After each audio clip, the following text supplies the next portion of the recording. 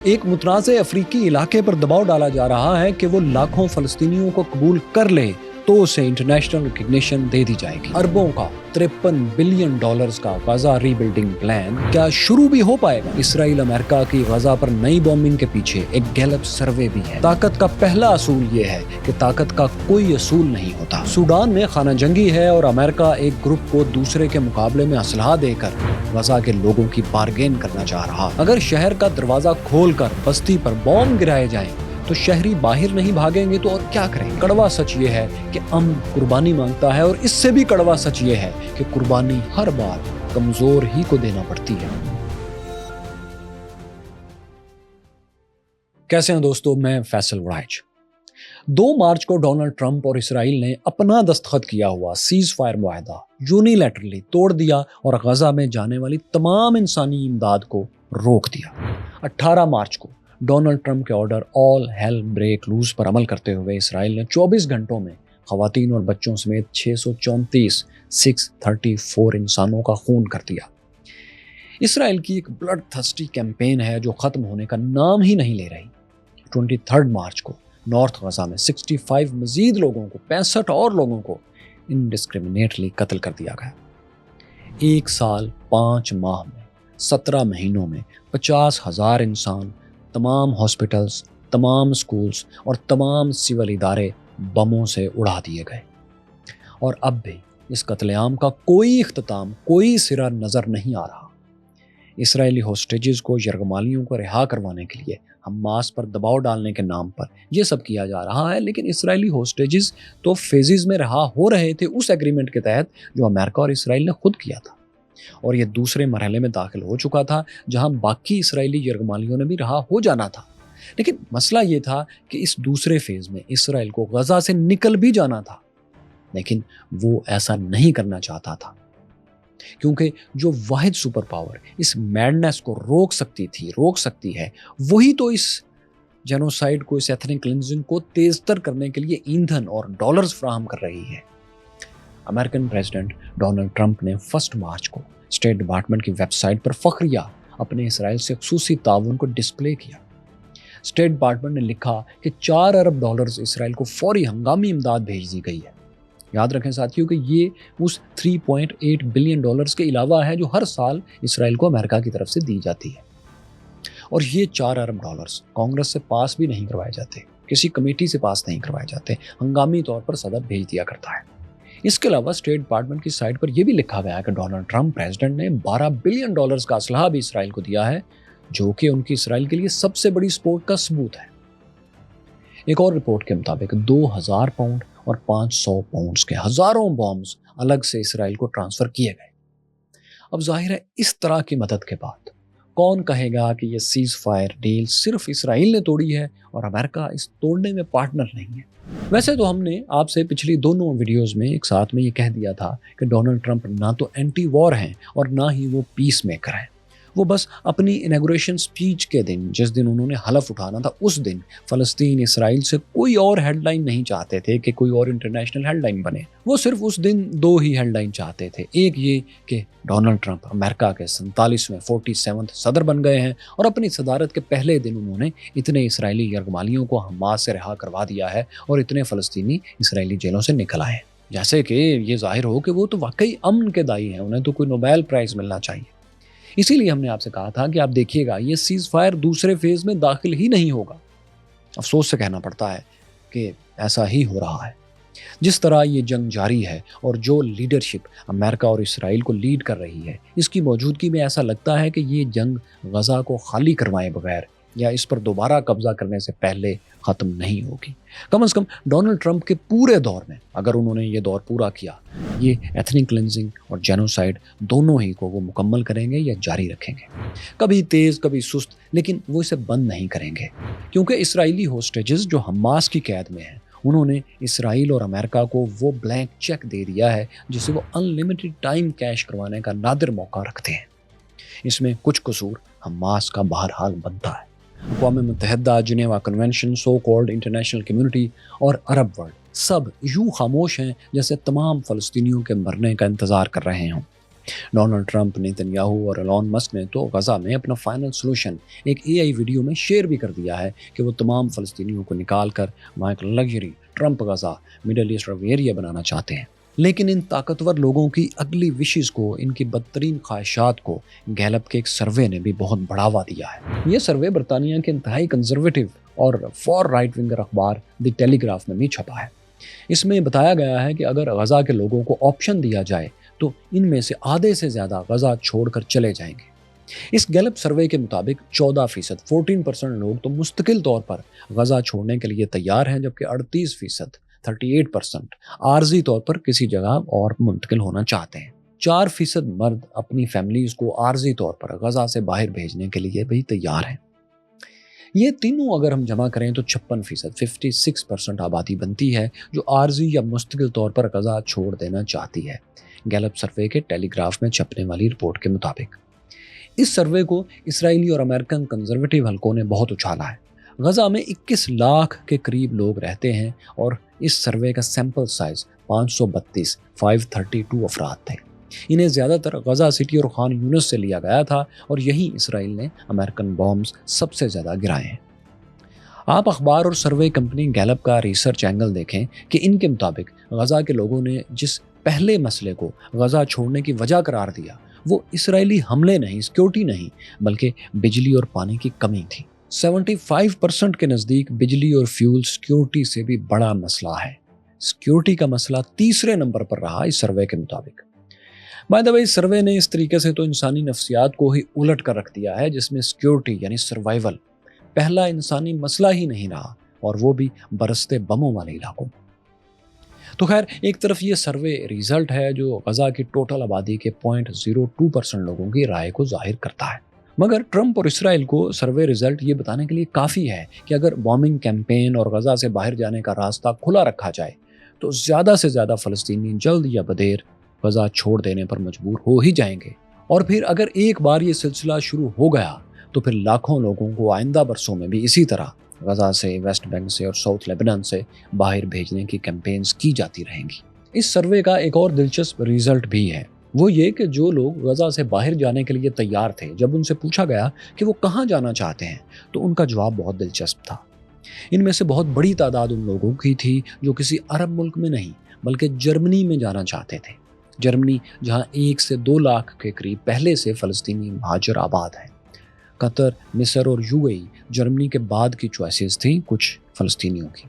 कभी कभार हमें ऐसा लगता है कि इसराइली गवर्नमेंट ने फ़लस्तीनियों की सो कॉल्ड वॉलंटियरली इमिग्रेशन के लिए जो महकमा कायम किया है, ये इन्हें शाम के बॉर्डर एरियाज़ में ज़बरदस्ती धकेलना चाहता है, क्योंकि बॉर्डर एरियाज़ पर इन्हें रखने से एक तो इसराइल को अगले सालों में सिक्योरिटी के नाम पर बॉर्डर एक्सपैंड करने में सहूलत होगी। दूसरी बात ये कि शाम, सीरिया इस वक्त जिन हालात से गुजर रहा है वो रजिस्ट करने की पोजीशन में नहीं है। इसके मुकाबले में जर्मनी या अरब ममालिक 5 लाख तो क्या 50,000 मजीद फ़लस्तीनी रिफ्यूजीज भी लेने के लिए तैयार नहीं होंगे। Trump Israel ethnic cleansing plan के मुकाबले में अरब ममालिक ने भी गजा के लिए एक प्लान दिया है, लेकिन बदकिस्मती से इस पर अमल करवाने की ना तो उनमें हिम्मत है और ना ही वो इसे संजीदगी से आगे बढ़ाने के लिए कोई इंटरनेशनल कैंपेन कर रहे हैं। इनके लिए फ़लस्तीन वो कमज़ोर, गरीब और बीमार रिश्तेदार है जो अब उनके किसी काम का नहीं और उसके तीमारदार आईसीयू के बाहर खड़े उसके मरने का इंतज़ार कर रहे हैं। इन्हीं के कहने पर, इन्हीं की साजिश में हमास ने सीज़ फायर और ज़्यादा से ज़्यादा इसराइली कैदियों को रिहा करने का फ़ैसला किया था। लेकिन अब जबकि इसराइल अमेरिका अपने ज़्यादातर कैदी छुड़वा लेने के बाद अब डील तोड़ चुके हैं, तो अरब ममालिक कुछ भी अमली तौर पर करने के काबिल नहीं है। वो ये भी कहने के काबिल नहीं है कि ये सीज़ फायर डील किसने तोड़ी है। बहरहाल, अरबों का गजा रीबिल्डिंग प्लान जो कि मिस्र की तरफ से पेश किया गया है, इसके 3 स्टेप्स हैं, 3 फेजेस हैं। पहला मरहला 6 माह के अमन पर मुश्तमिल होगा, जिसमें हमास की सियासी अथॉरिटी ख़त्म करके एक टेक्नोक्रेट कमेटी लाई जाएगी जो कि फ़लस्तीनी एक्सपर्ट्स पर मुश्तमिल होगी। ये कमेटी अरब अमेरिकन इत्तेफाक से फाइनल होगी और वेस्ट बैंक की फ़लस्तीनी अथॉरिटी के अंडर काम करेगी। गजा की इस इंटरिम कमेटी को इंडिपेंडेंट पैलेस्टीनियन टेक्नोक्रेट्स कहा जाएगा। ये बॉडी सबसे पहले गजा की मरकजी सलाहुद्दीन स्ट्रीट को, जो कि 25 मील लंबी गजा की पट्टी के दरमियान से गुजरती है और इसे जोड़ती है, इसे साफ करेगी। इस पर से गिरी हुई इमारतों का मलबा हटाया जाएगा और इसके गिर्द 2 लाख आरजी छोटे छोटे घर बनाए जाएंगे, जहां गजा के 1.5 मिलियन डिस्प्लेस्ड लोगों को रखा जाएगा। वो लोग जिनके घर इसराइली फोर्सेस ने अमेरिकन बमों से मिलियामेट कर दिए हैं। इस दौरान 60,000 ऐसे घरों को मुरम्मत करने के बाद रहने के काबिल भी बनाया जाएगा, जो किसी हद तक सलामत है। इस पहले फेज में मिस्री अंदाजे के मुताबिक $3 अरब चाहिए होंगे, जिन्हें अरब ममालिक की इमदाद से और इंटरनेशनल फंड से पूरा किया जाएगा। इसी पहले फेज के दौरान नई फलस्तीनी पुलिस के लिए गजा से नौजवानों को मिस्र और उर्दन में ले जाया जाएगा और ट्रेनिंग दी जाएगी, जो कि लोकल लॉ एंड ऑर्डर गजा में देखेंगे। इसके बाद दूसरा फेज शुरू होगा, जो कि 2 साल में मुकम्मल होगा। इसमें गजा को मलबे और उन बमों से मुकम्मल साफ किया जाएगा जो मुख्तलिफ जगहों पर गिरे पड़े हैं और किसी भी वक्त फट सकते हैं। लैंड माइंस को डिसमेंटल किया जाएगा। 4 लाख नए घर गजा में तामीर किए जाएंगे। बिजली, पानी, सफाई और कम्युनिकेशन का सिस्टम बहाल किया जाएगा। दूसरे फेज के आखिर तक गजा की तमाम आबादी को घर बनाकर दे दिए जाएंगे। इस फेज के लिए इजिप्शियन प्लान के मुताबिक $20 अरब चाहिए होंगे। वेस्ट बैंक में फ़लस्तीनी अथॉरिटी के सरबराह महमूद अब्बास के मुताबिक अगर हालात ठीक रहे तो अगले साल इलेक्शंस भी होंगे। इजिप्शियन प्लान के तीसरे फेज में गजा इनक्लेव का मुख्तसर सा इंडस्ट्रियल जोन बहाल किया जाएगा, ताकि 25 मील की ये छोटी सी आबादी अपनी कम्युनिटी चला सके। इसके लिए एक एयरपोर्ट और मेडिटेरेनियन सी में फिशिंग और कमर्शियल पोर्ट्स बनाई जाएंगी। गवर्नेंस और ह्यूमैनिटेरियन एड सिस्टम भी बहाल किया जाएगा। गजा में फ़लस्तीनी अथॉरिटी की निगरानी में गवर्नेंस स्ट्रक्चर को फाइनल शक्ल दी जाएगी और हुकूमत की मदद के लिए फ़ंड कायम किया जाएगा। इस तीसरे और आखिरी मरहले के लिए $30 अरब चाहिए होंगे, जो कि एक बार फिर अरब ममालिक इंटरनेशनल अपील के साथ पूरा करेंगे। इस फेज़ का टाइम पीरियड 3 साल तक रखा गया है। यूँ मजमूई तौर पर इस अरब इजिप्शियन प्लान पर 5 साल का वक्त लगेगा और गजा के लिए जो कुल रकम चाहिए होगी वो $53 बिलियन है। ये वो अरब मंसूबा है जिसे चाइना से, एशिया से, अफ्रीकन नेशंस से और यूरोपियन यूनियन के हर अहम मुल्क से सपोर्ट मिल चुकी है। यूरोपियन लीडर्स, फ्रांस, जर्मनी और यूके ने तो इसे हकीकी काबिल अमल मंसूबा कहा है, रियलिस्टिक प्लान कहा है। मगर एक बार फिर सिर्फ 2 ममालिक ने इसे मुस्तरद किया है, उन्हीं ने जिन्होंने गजा को पहले गुलाम बनाया और फिर तबाह किया, यानी अमेरिका और इसराइल। दोनों का इल्ज़ाम है कि इससे इसराइल महफूज नहीं होगा, क्योंकि इसमें हमास का खात्मा शामिल नहीं है इस मंसूबे में। हालांकि इजिप्शियन प्लान में सियासी और मिलिट्री दोनों लिहाज से हमास मौजूद ही नहीं है। इसराइल और अमेरिका इस प्लान को रिजेक्ट इसलिए कर रहे हैं कि वो गजा के लिए अपने बनाए हुए फाइनल सोल्यूशन पर अमल करना चाहते हैं, वैसा ही फाइनल सोल्यूशन जो कभी नाजियों ने यहूदियों के बारे में बनाया था, यानी गजा से फ़लस्तीनियों की एथनिक क्लिनजिंग बकौल इंटरनेशनल कोर्ट जेनोसाइड करने की कोशिश करना। इस नस्ल कुशी को ट्रंप विजन मिडल ईस्ट रिवियरिया का खूबसूरत नाम दिया जा रहा है। याद रखिएगा दोस्तों, तारीख में ये लफ्ज़ एक इस्तारा बनने वाला है जल्द ही, क्योंकि अमेरिका, इसराइल इसके लिए पूरी दुनिया में लॉबिंग कर रहे हैं। वो कैसे? वो ऐसे कि 14 मार्च को वॉशिंगटन पोस्ट में इसराइली और अमरीकी हाईएस्ट सोर्सेज के हवाले से एक एक्सक्लूसिव रिपोर्ट छपी और इसका बुनियादी डाटा, इसका basic data associated press AP से लिया गया था। इस रिपोर्ट में बताया गया था कि डोनाल्ड ट्रंप और नेतन्याहू के नुमाइंदों ने 3 ईस्ट अफ्रीकन ममालिक सूडान, सोमालिया और सोमालीलैंड से रब्ता किया है कि वो गजा की फोर्स्ड इमिग्रेशन में ताउन करें, यानी गजा के 21 लाख लोगों को अपने यहाँ सेटल करें। जैसे गजा के लोग इंसान तो हैं ही नहीं, वो तो एक सामान है, चीज़ें। इसराइल ने इसके लिए एक इनह्यूमन एक्शन ये भी किया है कि इमिग्रेशन डिपार्टमेंट बनाया है, जिसे extreme right wing Israeli leaders head कर रहे हैं और वो इसे वॉलंटियर सर्विस कह रहे हैं। वॉलंटियर इस तरह के ऊपर से बम बरसाते रहेंगे और नीचे गजा में सबको मुल्क छोड़ने की ऑफर्स भी देते रहेंगे। ऐसे में जो वॉलंटियरली गजा छोड़ने पर तैयार होगा, उसे इन 3 ममालिक में से जहाँ सेटलमेंट हुई, जहाँ कोई एडजस्टमेंट इनकी हो गई होगी, वहाँ भेज दिया जाएगा। अब देखें कि ये तीनों ममालिक अफ्रीका के गरीब तरीन ममालिक हैं और इनमें से 2 तो ख़ास तौर पर एक किस्म की खाना जंगी से गुजर रहे हैं, सिविल वॉर से गुजर रहे हैं। सूडान में तो ऐसे हालात हैं कि फ़ौज के 2 ग्रुप्स 2 साल से आपस में लड़ रहे हैं, एक जनरल बुरहान की क़यादत में और दूसरा बागी ग्रुप जनरल हमदान हमेती की क़यादत में। یعنی ڈونلڈ ٹرمپ اپنی محدود وکیبلری میں جس بیوٹیفل ایریا میں غزہ کے لوگوں کو ری لوکیٹ کرنے کی بات کر رہے تھے اور کہہ رہے تھے کہ بیوٹیفل ایریا میں غزہ کے لوگوں کو بھیجا جائے گا اور وہ اتنا بیوٹیفل ایریا ہوگا کہ غزہ کے لوگ اس جہنم میں واپس نہیں آئیں گے، تو وہ ایک بیوٹیفل ایریا جو ہے وہ سوڈان ہے۔ تو خیر ساتھیوں، ان تینوں جگہوں کو منتخب کرنے کی الگ الگ وجہیں ان دونوں ممالک اسرائیل اور امریکہ کے پاس ہیں۔ سوڈان پر اسرائیل اور امریکہ کو لیوریج یہ ہے کہ یہاں شدید کیوس ہے، دو فورسز لڑ رہی ہیں، دونوں کو ایک دوسرے کے خلاف ماڈرن اسلحہ چاہیے، سرویلنس چاہیے اور فورسز کو تنخواہیں دینے کے لیے ڈالرز چاہیے۔ پھر 2020 میں 2020 میں عرب ایکارڈ کے تحت سوڈان بھی ان ممالک میں سے ایک ہے، ان عرب ممالک میں سے جنہوں نے اسرائیل سے ڈپلومیٹک ریلیشنز قائم کر لیے تھے۔ اس کے بدلے میں امریکہ نے سوڈان کو کچھ سیکیورٹی اور ڈپلومیٹک فیورز دی تھیں جو آج تک اس کے کسی کام نہیں آئیں، لیکن اب وہاں اتنی شدید سول وار جاری ہے کہ 5 سے 8 لاکھ کے قریب لوگ مختلف طریقوں سے ہلاک ہو چکے ہیں، 1.5 سے 2 لاکھ لوگ براہ راست گولیوں اور بموں سے مارے جا چکے ہیں اور 80 لاکھ سے زیادہ لوگ ڈسپلیس ہیں۔ اتنا کیوس ہے وہاں، اور اسی لیے اتنے کیوس میں طاقتور لوگوں کی ڈرٹی گیمز کے لیے آپشنز بڑھ چکی ہیں۔ سوڈانی کیوس میں اسرائیل امریکہ کو یقین ہے کہ وہ جنرل حمیتی یا جنرل برہان میں سے کسی ایک کو تو خرید ہی لیں گے۔ تو کیا سوڈان کے یہ دونوں متحارب گروپس، یہ دونوں آپس میں لڑنے والے گروپس تیار ہیں بکنے کے لیے؟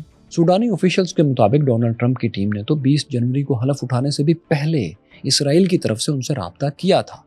انہیں باغی فورسز RSF کے خلاف ملٹری مدد دینے، جنگ کے بعد ری بلڈنگ کے لیے فنڈز دینے اور قرضوں میں رعایت دینے کی آفرز بھی کی گئی تھیں کہ وہ غزہ کے لوگوں کو اگر لے لیں تو یہ سب ان کو مل سکے گا۔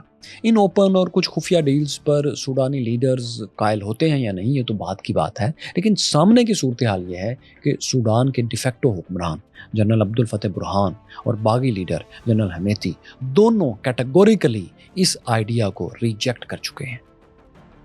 جنرل برہان نے تو عرب سمٹ میں، جہاں تمام عرب ممالک کی لیڈرشپ بھی موجود تھی، وہاں بھی دوبارہ کہا تھا کہ ہم اپنے فلسطینی بھائیوں کو ان کے گھروں سے نکال کر کہیں بھی اور منتقل کرنے کے سخت خلاف ہیں، خواہ وہ کسی بھی بہانے سے ہو، خواہ وہ کسی بھی وجہ سے۔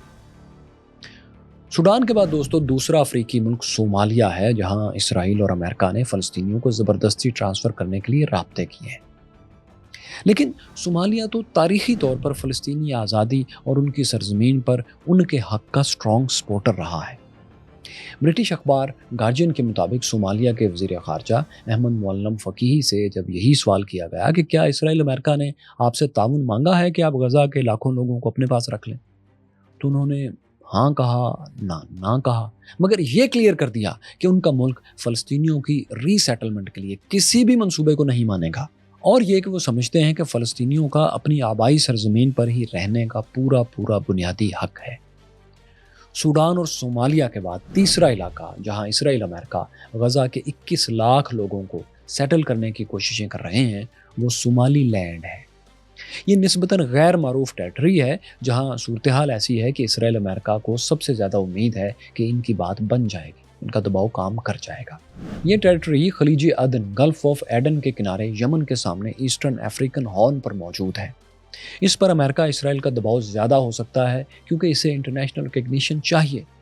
اس نے 1991 میں خود ہی صومالیہ سے آزادی کا اعلان کر دیا تھا اس سے الگ ہو کر، اور تب سے اب تک حیران کن طور پر اس نے خود کو بہت بہتر انداز میں قائم رکھا ہے۔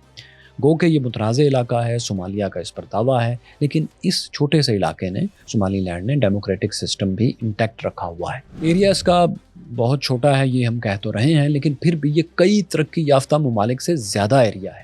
انگلینڈ سے کافی بڑی ٹیریٹری ہے یہ۔ آپ سمجھیں کہ شام کے برابر کا جغرافیہ ہے اس کا، کوئی 1,70,000 مربع کلومیٹر بنتا ہے۔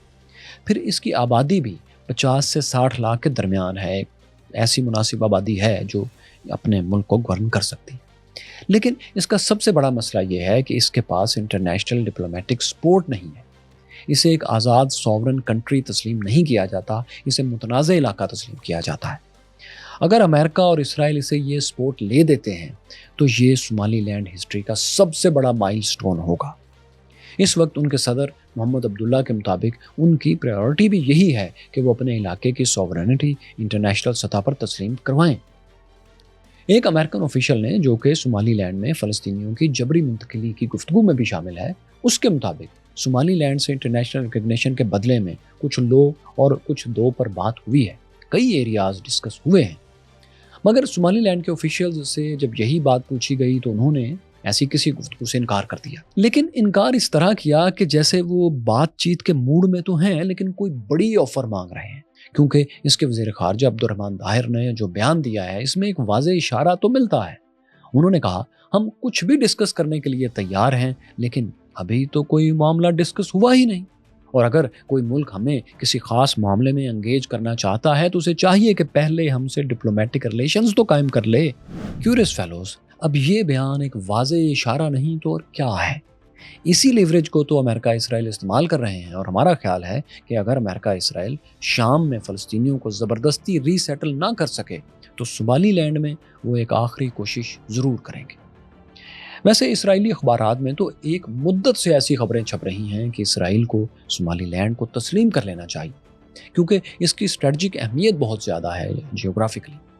یمن کو کنٹرول کرنے کے لیے بھی امریکہ اس جگہ پر قدم جمانا چاہتا ہے، اس کی خبریں بھی اکثر چھپتی رہتی ہیں۔ بائی دا وے، ہمارا ذاتی خیال یہ ہے کہ اگر امریکہ اور اسرائیل تھوڑی سی بھی عقل رکھتے ہیں تو وہ 1000 فلسطینیوں کو بھی صومالی لینڈ ٹرانسفر کرنے کی ہمت نہیں کریں گے، کیونکہ اس کے بالکل سامنے چند کلومیٹر کے فاصلے پر سمندر پار یمن ہے، وہ خطہ جہاں اس وقت اسرائیلی اور امریکن شپنگ کو سب سے زیادہ مسائل ہیں۔ یہیں سے اسرائیل پر بیلسٹک میزائلز فائر کیے جاتے ہیں، اور اگر فلسطینیوں کو اسی جگہ کے سامنے زبردستی بھیج دیا گیا، غزہ ان سے چھین لیا گیا، تو دراصل یمنیوں کو ایک ملیٹنٹ اتحادی مل جائے گا۔ American Israeli point of view سے گلف آف ایڈن دونوں طرف سے چوک ہو جائے گی، کیونکہ فلسطینی اپنی سرزمین سے، زیتون کے کھیتوں سے اتنی محبت کرتے ہیں کہ وہ دنیا میں ان میچڈ ہیں، وہ واپسی کے لیے آخری حد تک جائیں گے۔ دوستو، انسانی تاریخ ظلم، برداشت، جبر، بربریت اور فورسڈ امیگریشنز سے بھری پڑی ہے، مگر پچھلی صدی سے انسانوں نے کچھ لفظ سیکھ لیے تھے، ایجاد کر لیے تھے، جیسا کہ ایتھنک کلینزنگ، جینوسائیڈ اور وار کرائمز۔ کم از کم زبانی حد تک دنیا میں یہ اتفاق تھا کہ ان الفاظ کو ظلم سمجھا جائے گا اور برداشت نہیں کیا جائے گا۔ اتنا اتفاق تھا کہ ایسے گھنونے جرائم کو کم از کم انٹرنیشنلی ویلیڈیٹ نہیں کیا جائے گا، مالک اس کو درست نہیں سمجھیں گے، اور کسی بھی انٹرنیشنل مسئلے کے حل کے لیے یہ تمام آپشنز کہ ان لوگوں کو ایتھنکلی کلینز کر دیا جائے، ان لوگوں کو ڈسپلیس کر دیا جائے، یا ان کو سسٹمیٹکلی ایسا حالات پیدا کیے جائیں کہ تمام لوگ مارے جائیں، یا پھر ان کے انسانی حقوق ان سے چھین لیے جائیں، یا پھر ان تک خوراک اور فیول نہ پہنچنے دیا جائے، یہ تمام حل جو تھے کسی بھی مسئلے کے، ان کو ٹیبل سے ہٹا دیا گیا تھا۔ مگر پچھلے کچھ برسوں سے اوپنلی دنیا بھر میں طاقتور ممالک کمزور کمیونٹیز کے لیے یہ سارے ایکشنز متبادل الفاظ استعمال کر کے، خوشنما الفاظ استعمال کر کے بول رہے ہیں، اعلان کر رہے ہیں۔ فلسطینیوں کو غزہ سے زبردستی نکالنے یا سسٹمیٹکلی جینوسائیڈ کرنے کی باتیں انٹرنیشنل سپر پاور کا پریزیڈنٹ ڈونلڈ ٹرمپ کر رہا ہے۔ وائٹ ہاؤس بار بار اس خوفناک منصوبے کو بہترین ویژن مڈل ایسٹ ایریا کہہ رہا ہے۔ ایسا لگتا ہے کہ اگر امریکہ سے باہر کی بڑی طاقتوں نے، دنیا نے مداخلت نہ کی، یا پھر عربوں نے اس کو روکنے کے لیے انٹرنیشنل کیمپین نہ چلائی، تو کمزور لوگوں کے صرف جسم زیادہ دیر تک سٹیل اور بارود کی بارش کو نہیں روک سکتے۔ ستم یہ ہے کہ امن کے لیے ہمیشہ ہی قربانی دینا پڑتی ہے، اور اس سے بڑا ستم یہ ہے کہ تاریخ میں قربانی ہمیشہ کمزور نے دی ہے۔ سانحہ یہ ہے کہ جینوسائیڈ کرنے والا ہر ملک آخرکار پچھتاتا ہے، لیکن قتل عام کر لینے کے بعد۔ آخر میں سوال یہ ہے کہ کیا فلسطینی اپنی سرزمین پر زیتون کے کھیت بوتے رہیں گے، یا پھر ان کی زمین سے ان کی روح چھین لی جائے گی؟ افسوس کی بات یہ ہے کہ اس کا فیصلہ اب انہوں نے نہیں، باہر کی دنیا نے کرنا ہے۔ جہاں تک فلسطینیوں کا سوال ہے تو یہ بات وہ کم از کم اچھی طرح جانتے ہیں کہ ایک بار غزہ کے لوگوں کو، کچھ لوگوں کو ہی اگر ری لوکیٹ کر دیا گیا تو پھر پورے فلسطین میں کوئی فلسطینی باقی نہیں رہے گا۔ اس لیے ہمارا خیال ہے کہ وہ پوری طرح رزسٹ کریں گے۔ اگر وہ ڈونلڈ ٹرمپ کے 4 سال سروائیو کر گئے، بچ گئے، تو شاید ان کے لیے کچھ آسانیاں پیدا ہو جائیں، تب تک شاید دنیا کا موڈ کچھ بدل چکا ہو۔ دوستو، غزہ اسرائیل جنگ دراصل عرب ورلڈ اور ویسٹرن کالونیل سیٹلر پاورز کی لڑائی ہے جو اب تک جاری ہے، اور فلسطینی اس کا ایندھن بن چکے ہیں۔ ایک ایسی لڑائی جس میں مذہبی جذبات کا بنیادی رنگ بھی بہت گہرا شامل ہے۔ یہ تقسیم شروع کیسے ہوئی تھی اور اس جگہ تک کیسے پہنچی، اس کے لیے آپ یہ ہماری ڈاکومنٹری ضرور دیکھیں۔ یہاں دیکھیے عرب اسرائیل تمام جنگیں، اور یہ رہی چین کی وہ ذلت کی صدی جس نے اسے آخر کار سپر پاور بنا دیا، دا سینچری آف ہیومیلیشن۔